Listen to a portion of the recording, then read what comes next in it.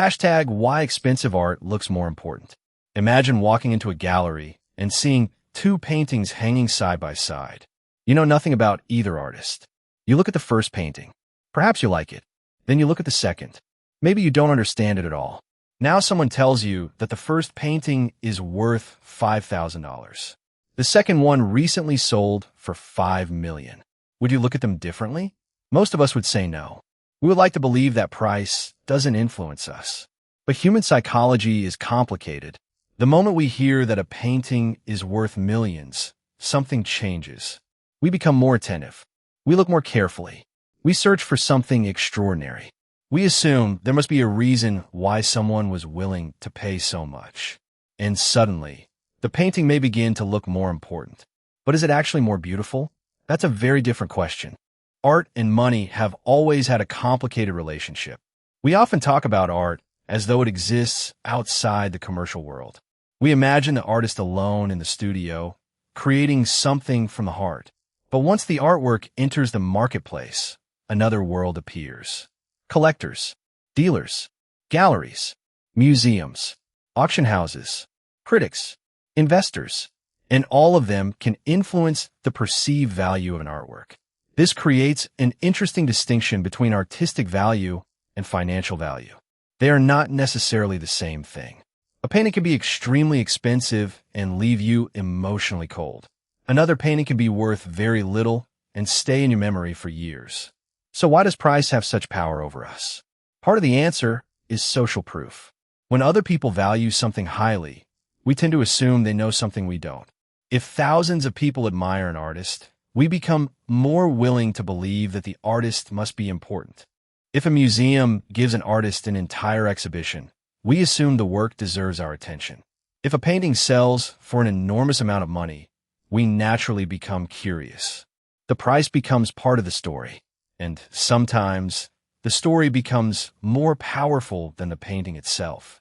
Imagine standing in front of an ordinary-looking canvas. You don't know the artist. You don't know the history.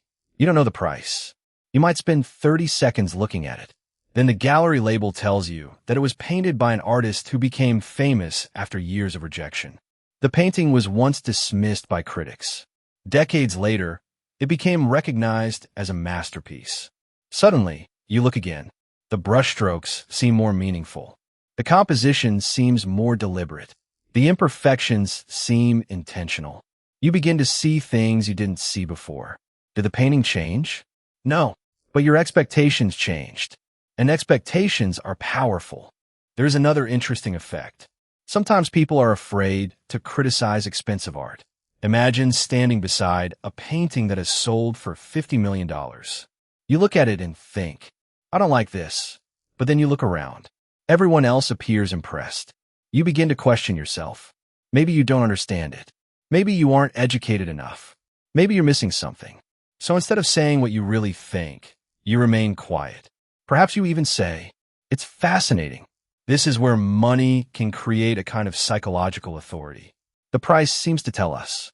Someone important decided this was valuable. Therefore, perhaps I should value it too. But who decides what art is worth? That is one of the most complicated questions in the art world. Sometimes value comes from rarity. Sometimes from historical importance. Sometimes from the artist's reputation. Sometimes from demand. Sometimes from provenance, the history of who owned the artwork. And sometimes, frankly, from fashion. An artist becomes fashionable. Collectors compete. Prices rise. More people become interested. Prices rise even further. And eventually, the artist's market reputation becomes part of the artwork's identity. This doesn't necessarily mean the art is bad. It simply means that art exists within an economic system. And we should be honest about that. But here's where the gallery visitor has an advantage. You don't have to participate in that system. You don't have to buy anything. You don't have to agree with the critics. You don't have to admire an artist because the market has decided that the artist is important. You can simply look, and you can ask yourself, what do I actually see? Does this painting move me? Does it make me curious? Does it disturb me? Does it remind me of something? Will I still want to look at it if I didn't know its price? That last question is especially interesting. Imagine that the price label disappeared. Imagine the famous name disappeared. Imagine the crowd disappeared. Imagine that you were completely alone with the artwork. Would you still stop? Would you still look? Would you still care?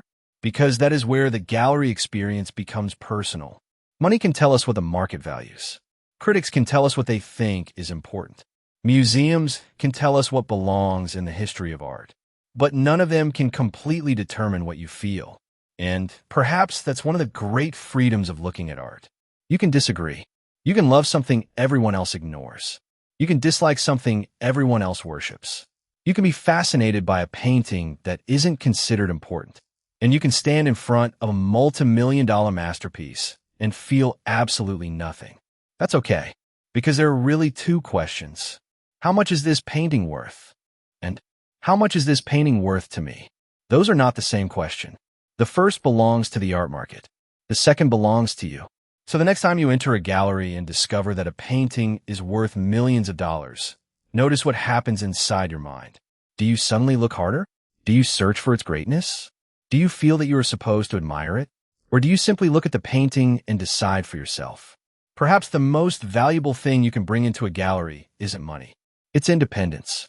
Because the moment you can look at art without being intimidated by its price, its fame, or its reputation,